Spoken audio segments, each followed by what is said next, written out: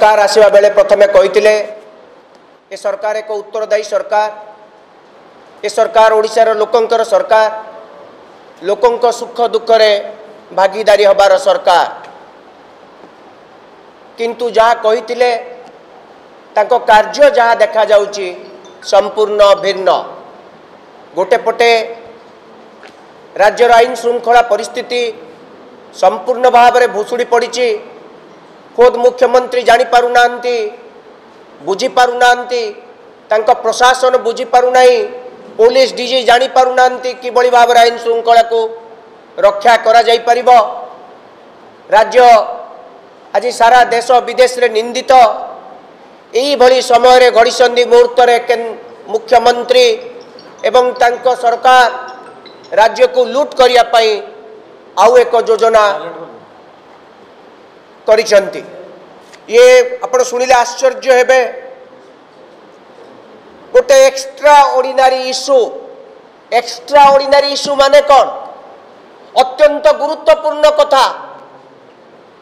गोटे extra ordinary issue पाई स्वतंत्र भाव रे राज्य सरकार मीटिंग डाकिले, मंत्रिमंडल मीटिंग डाकी स्थिरकृत कले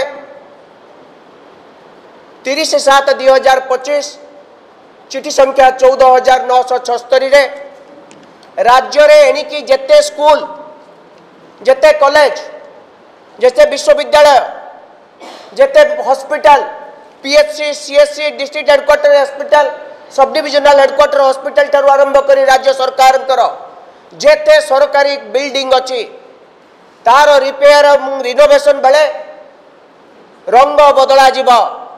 एथिपाई गोटे कलर कोड कले। ए कलर कोड है गेरुआ कलर रे सारा राज्य रंगायित हेबो। मोहन माझी जी आज मुख्यमंत्री अछंती, मु तांको मने पकई देवा पई चाहूची। सी पूर्व सरकार को एक रंग बदला सरकार बोली खुद विधानसभा भितर चित्कार करुले एवं कहीं भली काम करुचंती बोली सरकार पाखरु कैफत मागुतले। निजे मुख्यमंत्री हेले जो विधायक माने सेतेबेले पार्टी करतुले सरकार को विभिन्न सभा समिति राजरास्ता रे एक रंग बदला सरकार सारा राज्य को सबुज रंग रे रंगायित करिछि बोली कहउतुले। ठीक 12-14 मास परे निजे क्षमता को आसिला परे आईन कर देले, स्वतंत्र सरकारी नियम करी पकेइले। नियम माध्यम रे सबु सरकारी बिल्डिंग को एणिकी रंगायित करा जिवो। को रंग रे? गेरुआ रंग रे। भारतीय जनता पार्टी रो जो रंग सेही रंग रे सारा राज्यर समस्त सरकारी कोठा बाड़ी जहा किछि अछि रंगायित हेबो। एथिपाई आसंता 5 वर्ष भितरे पाखापाखि 30,000 कोटी रु अधिक टंका खर्च हेबो बोली वर्क्स डिपार्टमेंट रो मुख्य अनौपचारिक भाव रे एक कथा कहउचंती। ए 30,000 कोटी टंका खर्च हेबो, या कोउठु आसीबो? एबे राज्यर स्थिति शुणिले आपण आश्चर्य हेबे। राज्य रे एबे 2025-26 भितरे राज्यर समुदाय ऋण 1,34,914 कोटी को पहुंचीबो।